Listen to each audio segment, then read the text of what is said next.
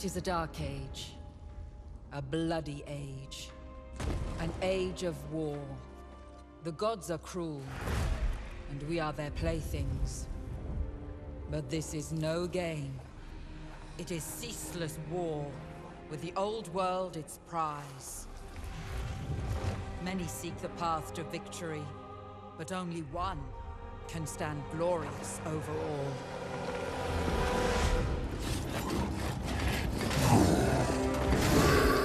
From the Badlands come the orcs and goblins, a green tide of brutal creatures that must be stopped.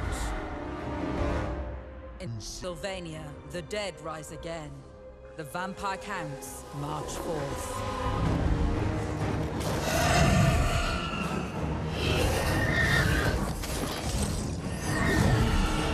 The mighty dwarf kingdoms, long thought diminished, are resurgent under their high king.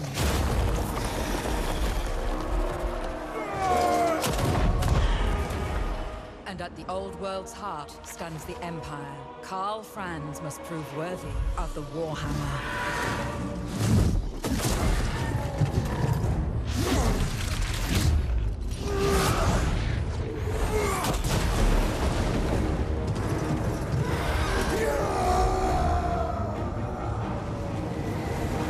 Then there is chaos. Its corrupting, changing taint despoils all before it.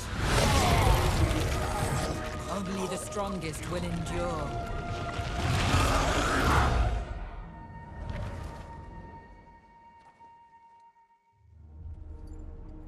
War is upon us. It is unending.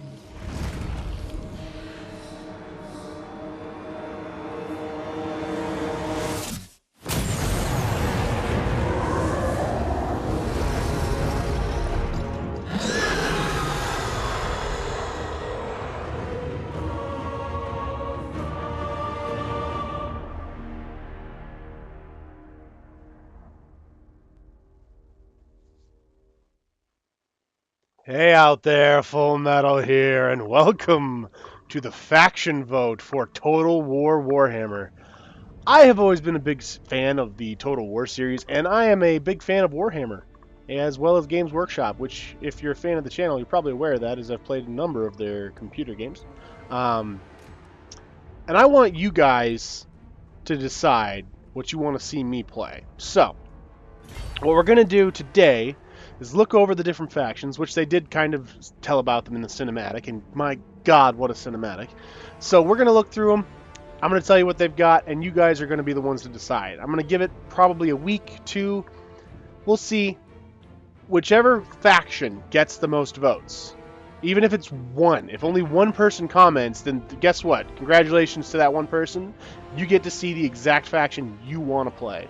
So, we'll go through the list right now, because you guys are going to pick the faction and my leader, which every one of them plays a little bit different. So, starting off, we have the Empire. You saw, they're humans, they're the good guys, and Karl Franz, he is to be the new Emperor.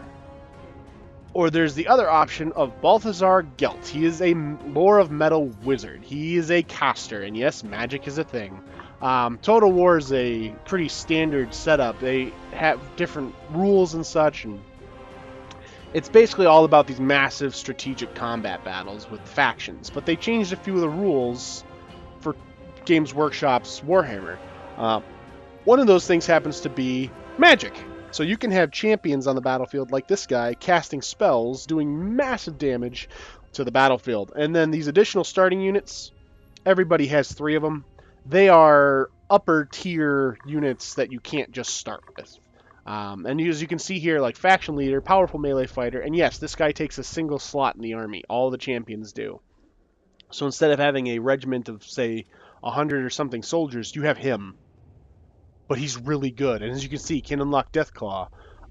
You saw in the cinematic, he was riding on a griffin. Yeah, you can get that, and it is amazing. The initial difficulty here, you know what? Let's change it up. You guys get to choose the difficulty as well. If you want to see me crash and burn as hard as possible, we can always just crank it all the way up to Legendary, which probably I'm going to lose. So let's just keep it at, we're going to do it, guys, keep it at hard, please. Like, don't make me die. horribly, because like legendary orders cannot be issued when a battle is paused. See, that's scary. So we'll say hard. If you really want very hard, sure, we'll go with that. But for now, there you have the Emperor. Then there are the dwarves. These guys are all about guns, long range. They have no cavalry. It's one of their weaknesses. You can see right here, durable units with strong leadership, excellent range of strong artillery. I'm not really going through this because, well, I don't really need to tell you. I mean, you're going to watch. And yeah, small military unit sizes, no magic, no cavalry. These guys, they're sturdy, they're tough, they're strong. And their overall leader, Thorgrim Grudgebearer, he rides into battle being carried by some shield bearers, and he has the big book of grudges. The other thing is all these factions have different mechanics and play differently. The Empire is pretty traditional. The dwarves, however, they have what is called the big book of grudges. Every time someone does something against us, whether it's attack an army, raid our territory, we then have a mission to go and settle the grudge. It can get way out of control really fast. But again, no cavalry, lots of long-range stuff, small unit sizes. But again, these guys play similar to the Empire, but different enough to where it's a unique campaign. Then we jump over into the evil groups. Greenskins. Yeah, these guys are kind of fun. Large unit sizes, cheap unit upkeep, bonuses to income derived from raiding and sacking. These guys, it's a horde. And their two options are Grimgor Ironhide. He is the leader of the group, and he is a tank. I've seen this guy by himself take out entire units of men because he's ridiculous. And then, of course, we have Azog the Slaughterer. He's a caster, believe it or not. He does magic, but he's also a very capable melee fighter.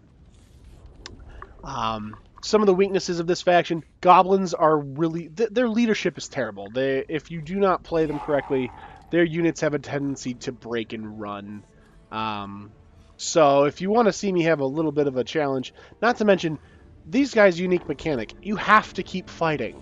You're not allowed to like have pauses and breaks and sit back and wait. And it just sucks. It's just... And all these factions also have overall different goals for the victory conditions. Then we jump over to the vampire counts. These guys, tons of magical stuff. Almost everything they have causes fear. They don't run. If you lose a unit, it's gone because they crumble to dust and die.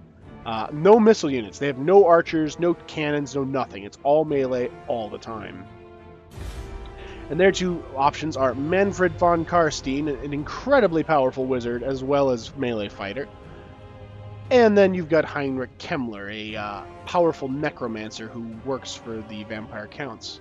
Like I said, these guys... pardon me for a moment, I had to clear my throat.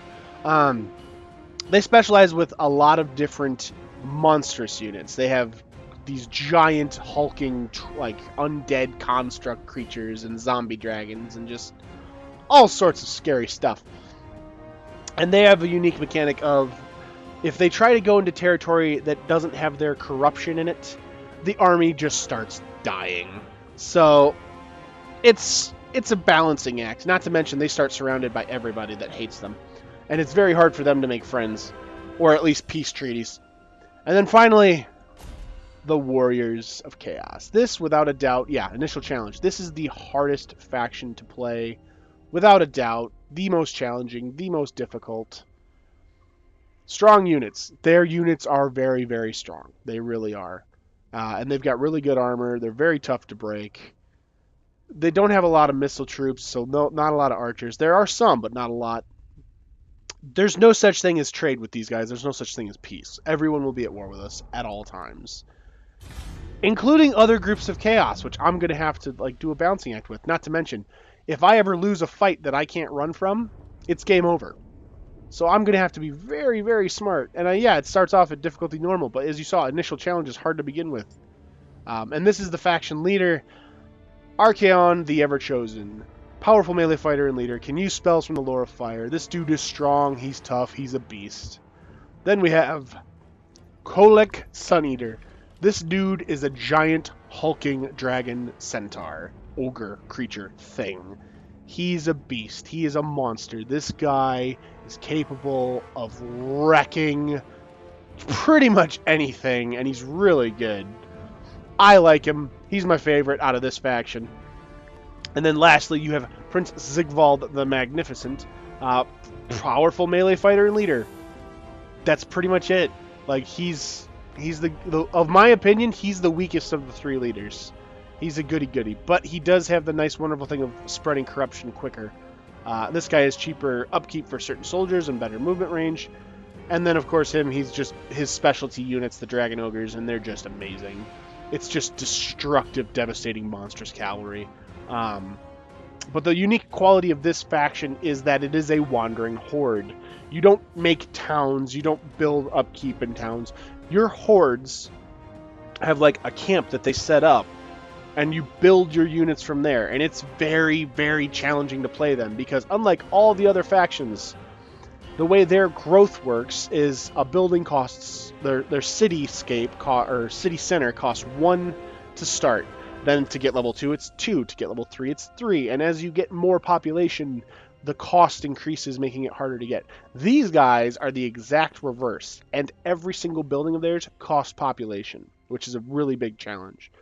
To get the first level of any like major structure costs a very, very large amount of populace, which means you have to build it up ahead of time. And when you start off as a single camp with very few people, that's incredibly difficult to do. So this guy, these guys, the Chaos, are without a doubt the most challenging. I've played every faction off camera. Vampire, Counts, Dwarves, and Empire I have the most experience with. They all play similar enough to where if you're good at one of them, you can kind of handle the other ones. The Greenskins are a little more challenging with their weakness in combat of leadership, and then the Chaos Warriors, I have yet to have a good game as them. They are very, very tough. So, whatever you guys want, it's up to you. The Empire with Karl Franz or Balthazar Gelt. The Dwarves with Thorgrim Grudgebearer or Ungrim Ironfist. The Greenskins with Grimgor Ironhide or Azog the Slaughterer. Vampire Counts with Manfred von Carstein or Heinrich Kemmler. And then finally, once again, the Warriors of Chaos with Archeon the Ever-Chosen, Kolek Suneater, or Prince Sigvald the Magnificent. It is up to you, the fans. You are the ones who are going to be choosing. You are the ones who decide my fate in this game. So, until then, I'm going to put a cut in here, folks. And remember, your vote matters. It's up to you. And if you're the only one who chooses, congratulations, you win. So you know what? Tell your friends. Tell your mom. Tell your mom's friends. Get as many people as you want to vote for your faction and your leader. And that will be the decision that I go with. So to all of you that are watching this, good luck, and I hope your vote wins. But until then, I'm going to put a cut in here, folks. So on that note, thank you for watching, everybody. I hope you enjoyed this video. And until next time, folks, game on.